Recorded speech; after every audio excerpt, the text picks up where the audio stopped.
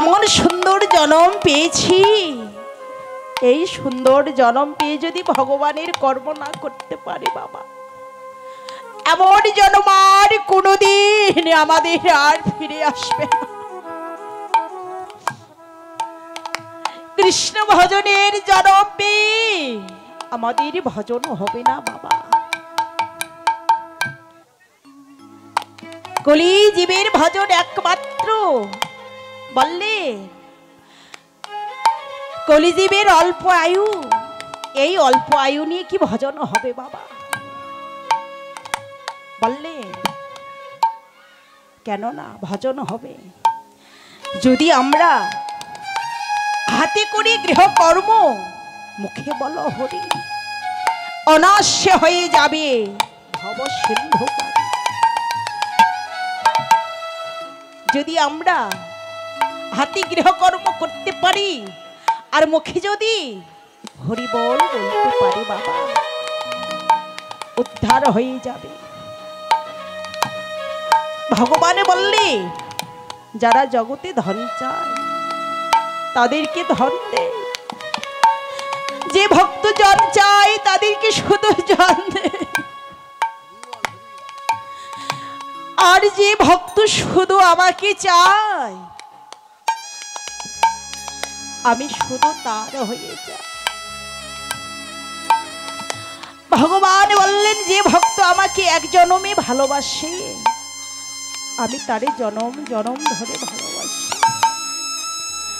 সে ভক্ত জনমের মতে ভালোবাসে আমি তারে সে জন্মের মতে তার হয়ে যাই। বাবা এই জগতে ভগবানকে না ভালোবাসলে কোনোদিন ভগবানের সঙ্গ লাভ হয় না।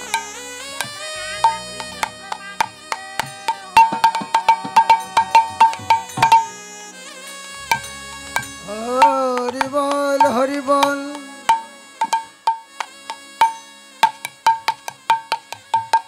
ভগবানের সঙ্গ লাভ করতে গেলে সাধু সঙ্গ বৈষ্ণবের সঙ্গ করতে হয়। বৈষ্ণবের সঙ্গ না করলে কোনোদিন ভগবানের সঙ্গ লাভ হয় না। তাই কি করছে ওরে ওরে পীড়িতি মোরতি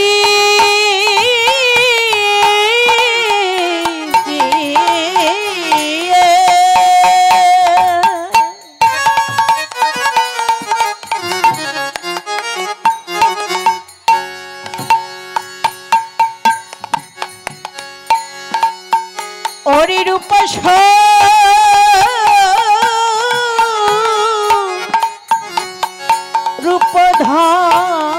রূপধারা আর পীড়িতি ওরে মূরতি কিয়ে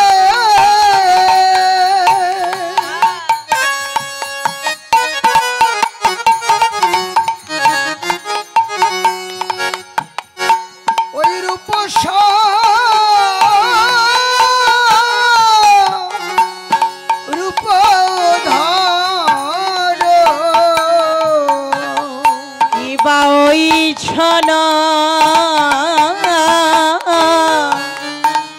পতি অঙ্গ বন্ধু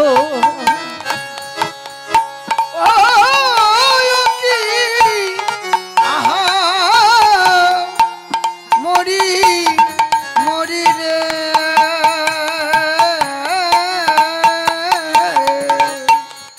ওই ছান প্রতি অঙ্গ বন্ধ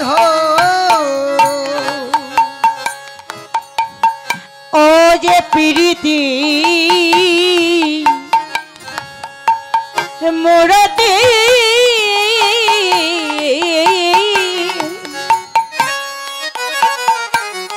মোরতি রে ওরে পীড়িতি ওরে মূরতি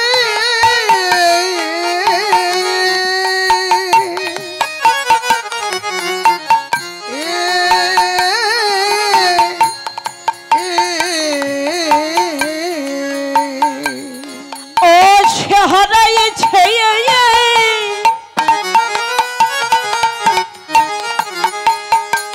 ওরে হারাইছে আত্মস্মৃতি সে যে প্রীতি মোরতি ওরে জগৎ জীবকে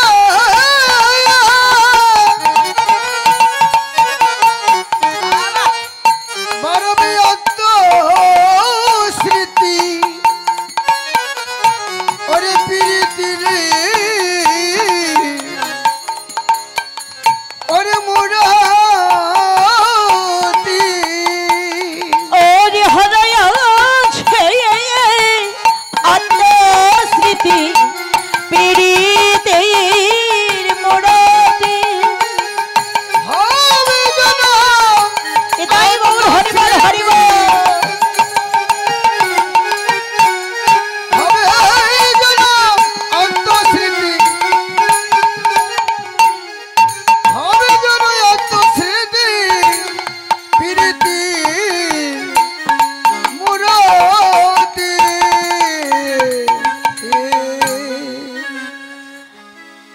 প্রীতি মূরতি কেউ রূপ স্বরূপ ধর ওই সন প্রতি অঙ্গবন্ধ। প্রীতি হলেন তিনটি শব্দ। কোন তিনটি শব্দ?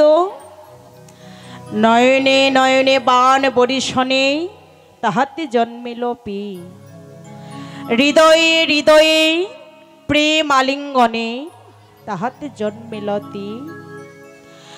আবার হৃদয়ে হৃদয়ে প্রেম আলিঙ্গনে তাহাতে জন্মিলতি। এই হলেন প্রীতি। বাবা গৌর হরি কে করলেন? প্রীতির মূরতি। প্রীতির মূরতি গৌর হরি ধারণ করলেন। যে জগতে হে নদবাসী নাগরিকগণ, তোমরা কোনোদিন গৌরূপীর তুলনা তোমরা করো না। গৌরকে তুলনা করে তোমরা গৌরকে কোনোদিন তুলনা করে তোমরা তুলনা করতে পারবে না। তাই গৌর হলো অতুলনীয় বস্তু। কোনো জিনিসের সঙ্গে তুলনা করিলেও আমার গৌরূপের তুলনা হয়। বাবা গৌর তো ঘরের বাহির হয়েছে। গৌর তো নিজে ঘরের বাহির। গৌরকে তো কোনোদিন আর ঘরে রাখা যাবে না বাবা।